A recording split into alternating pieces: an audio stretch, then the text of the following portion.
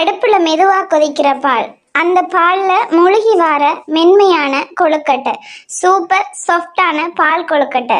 ஒரு கடி போட்டாலே பழைய நினைவுகள் எல்லாம் வந்துடும். பாட்டி கைமணம், திருவிழா சாப்பாடு எல்லாமே ஞாபகம் வரும். இன்னைக்கு ரொம்ப ஈஸியா ரொம்ப ஸ்பெஷலா வீட்டிலேயே செய்யலாம் இந்த பால் கொழுக்கட்டை. எப்படின்னு வீடியோவை முழுசா பாருங்க. சுவையும் மனமும் உங்கள் வீடு முழுக்க பரவும். வாங்க வீடியோக்குள்ள போவோம். Hi everyone, welcome to Rechu Kitchen. Today we're cooking something yummy.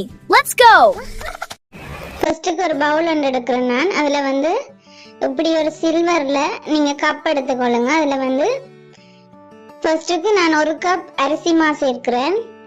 அதே கப்பில் ஒரு 1/4 கப் அரிசி மா, அதாவது 1.25 கப் அரிசி மா மொத்தமாகவே நான் எடுக்கிறேன். இவ்வளோ அரிசி மாவுக்கும் நான் பாதி தேங்காயை உடைச்சு இப்படி சின்ன சின்னனா கட் பண்ணி வச்சிருக்கிறேன். இதை நாங்கள் அரைச்சி தான் பால் எடுக்க போகிறோம். இந்த அரிசி மாவுக்கு தேவையான உப்பு கொஞ்சமா சேர்க்கிறேன், தூள் உப்பு சேர்க்கிறேன். தண்ணி நல்லா கொதிச்ச தண்ணி தான், சாடையா அந்த கை பொறுக்கிற சூட்டுல நான் 1 கப் எடுத்திருக்கிறேன். தண்ணி தேவையான மாதிரி ஊத்தி கொள்ளுங்க. கொஞ்சம் கொஞ்சமா சேர்த்து நல்லா சப்பாத்தி மாப்பதத்துக்கு நல்லா பிசைஞ்சு எடுத்துக்கொள்ளுங்க. ஆகலம் கொதியா இருக்க கூடாது, கை பொறுக்கிற சூட்டுல இருக்கணும். ஃபர்ஸ்ட்டுக்கு கரண்டியால மிக்ஸ் பண்ணி விட்டுட்டு அதுக்கு பிறகு கையால கொஞ்சம் கொஞ்சமா தண்ணி சேர்த்து குழைச்சி எடுத்துக்கொள்ளுங்க. இதுல இந்த மாவுக்கும் நீங்க சீனி சேர்த்தும் வேக விடலாம். அது உங்களோட ஆப்ஷனல்லாம், உங்களுக்கு விருப்பம் அப்படின்னு சொன்னா சுகர் கூடுதலா சாப்பிடுறது விருப்பம்னா நீங்க சீனி சேர்த்தும் குழைக்கலாம். நான் இதுக்கு சீனி சேர்க்கையில காய்ச்சிட பாலுக்கு தான் சீனி சேர்க்க போறேன். இதை நல்லா சப்பாத்தி மாப்பதத்துக்கு குழைச்சி எடுத்துக்கொள்ளுங்க. பாருங்க, இதே மாதிரி எனக்கு 1 கப் தண்ணியிலேயே நான் குழைச்சி எடுத்துட்டேன். இந்த மா கையில எண்ணெய் தடவிட்டு குழைங்க. கை ஒட்டாம வரும், அந்த சட்டியிலையும் ஒட்டாம கையிலையும் ஒட்டாம நல்லா பஞ்சு மாதிரி நல்லா சாஃப்டா வரும். அந்த பதத்துக்கு நல்லா பிசைஞ்செடுங்க. பாருங்க, நீங்க அமர்த்தும் போதே தெரியும் அந்த இடியப்ப மாட பதத்துக்கு வரும். பட் நான் இன்னைக்கு வறுத்த அரிசி மா தான் எடுத்திருக்கிறேன். பாருங்க, நான் ஒரு போல் ஷேப்ல இப்படி ஆகலும் குட்டியா செய்யக்கூடாது, மீடியம் சைஸ்ல போல் ஷேப்ல இப்படி குட்டி குட்டியா உருட்டி எடுத்துக்கொள்ளுங்க. பால் கொழுக்கட்டை உங்களோட விருப்பமான ஷேப்லயும் உருட்டி எடுக்கலாம். நான் இன்னைக்கு உருளையான ஷேப்ல தான் உருட்டி எடுக்கிறேன். கிட்ஸுக்கு பிடிச்ச மாதிரி சூப்பராகவே இருக்கும். கண்டிப்பா ட்ரை பண்ணி பார்த்துட்டு எப்படி இருக்குன்னு சொல்லுங்க.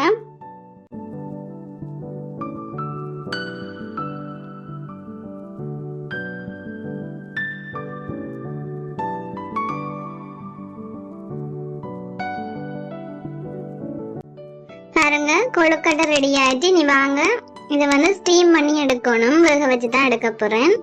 ஒரு 5ல இருந்து 8 நிமிஷம் நீங்க ஸ்டீம் பண்ணி எடுத்தா காணும். இட்லி பானையில வச்சு நீங்க ஸ்டீம் பண்ணி எடுக்கலாம். அப்படி இல்லாட்டி நீத்துப்பட்டி உங்கள்கிட்ட ஸ்டீமர் இருந்தா ஸ்டீமர்லையும் ஸ்டீம் பண்ணி எடுக்கலாம். பட் நான் இன்றைக்கு இட்லி பானையில தான் ஸ்டீம் பண்ணி எடுக்க போறேன்.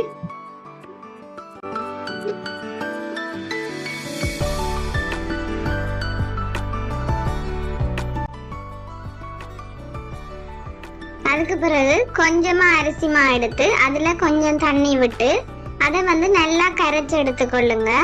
நல்லா நிறைய தண்ணி விட்டு அரிசி மா போட்டு நல்லா கரைச்சி எடுத்துக்கொள்ளுங்க. ஒரு 2 டேபிள் ஸ்பூன் அரிசி மா போட்டீங்கன்னா காணும். இனி வாங்க எப்படி இந்த தேங்காய் பாலை நாங்க அரைச்சி எடுப்போம்னு சொல்லி குட்டி குட்டியா கட் பண்ணி எடுத்துட்டு மிக்சியில போட்டு ஃபர்ஸ்ட்டுக்கு நாங்கள் முதல் பால் எடுத்து வச்சுக்கொள்ளணும். அதுக்கு பிறகுதான் 2ஆம் பால் 3ஆம் பாலை தான் தேங்காய் பாலை கொதிக்க விட போகிறோம். இதில் நான் ஒரு 5ல இருந்து ஒரு 6 ஏலக்காய் சேர்க்கிறேன். வாசத்துக்கு நீங்கள் வெண்ணிலா எசன்ஸ் கூட சேர்க்கலாம். பட் ஏலக்காய் சேர்த்தா தான் இன்னும் உங்களுக்கு நல்ல வாசமாக இருக்கும். இப்படி நல்ல பூவா அரைப்பட்டு வந்தோன்னே அதுக்கு பிறகு தண்ணி சேர்த்து அரைச்சி கொள்ளுங்க. தண்ணி முதல் பாலுக்கு கொஞ்சமாக சேர்த்து கொள்ளுங்க. அது கட்டி பாலா வரணும். ஃபர்ஸ்ட்டுக்கு நான் அரைச்ச தேங்காய் பூல முதல் பாலை எடுத்து வைக்க போறேன். அது லாஸ்டா தான் சேர்க்கணும். அதனால முதல் பாலை எடுத்து வச்சுட்டு திருப்பி இருக்கிற எல்லா தேங்காய் பாலையுமே தேங்காய் பூவையும் நல்லா அரைச்சு எடுக்க போறேன்.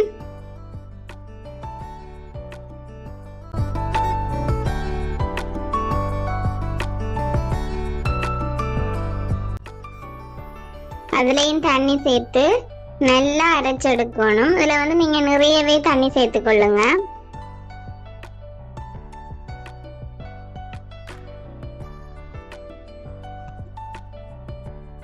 பாருங்க, நான் அந்த காய்ச்சறதுக்காக ஒரு தாச்சி எடுத்திருக்கிறேன். அதுல வந்து இந்த அரைச்ச தேங்காய் பூவை தனி பாலாத்தான் சேர்க்கிறேன். இதுக்கு பிறகுதான் இந்த தேங்காய் பாலோட நான் தண்ணி சேர்த்து கொஞ்சமா சேர்த்துட்டு காய்ச்சி எடுக்க போறேன். கொஞ்சமா உப்பு சேர்த்து கொள்ளுங்க, அந்த ஸ்வீட்னஸை அதிகரிக்கிறதுக்காக. இப்ப அடுப்புல வச்சுட்டு அடுப்பை ஆன் பண்ணிட்டு உப்பும் சேர்த்து சீனியும் சேர்த்துக்கொள்றேன். சீனி வந்து உங்களோட இனிப்புக்கு தேவையான அளவு சேர்த்துக்கொள்ளுங்க. நீங்க சீனி அவாய்ட் பண்றீங்க அப்படின்னு சொன்னா சர்க்கரை சேர்த்துக்கொள்ளுங்க. பாருங்க, நல்லா கொதி வருது. ஒருக்கா மிக்ஸ் பண்ணி விடுங்க.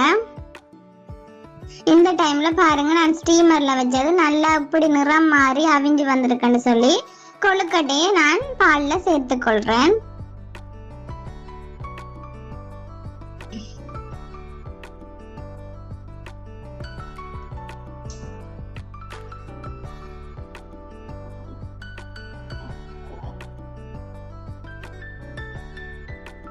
மீடியம் ஃப்ளேம்ல வச்சுட்டு நல்லா கொதிக்க விடுங்க. அந்த பாலும் கொழுக்கட்டையும் சேர்ந்து நல்லா வெந்து ஒரு க்ரீம் கன்சிஸ்டன்சிக்கு வரணும். இப்ப வந்து நான் கரைச்சி வச்சிருக்கிற அரிசி மாவையும் சேர்த்துக்கொள்றேன்.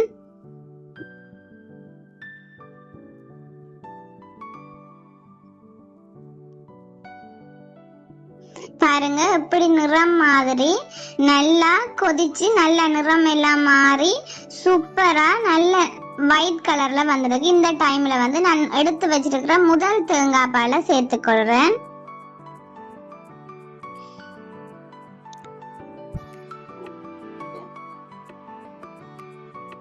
சூப்பரான பால் கொழுக்கட்டை ரெடி ஆயிட்டு.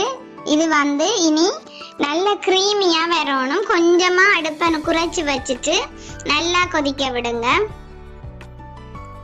பாருங்க, எவ்வளவு கிரீமியா வந்திருக்குன்னு சொல்லி சூப்பரான பால் கொழுக்கட்டை ரெடி ஆயிட்டு.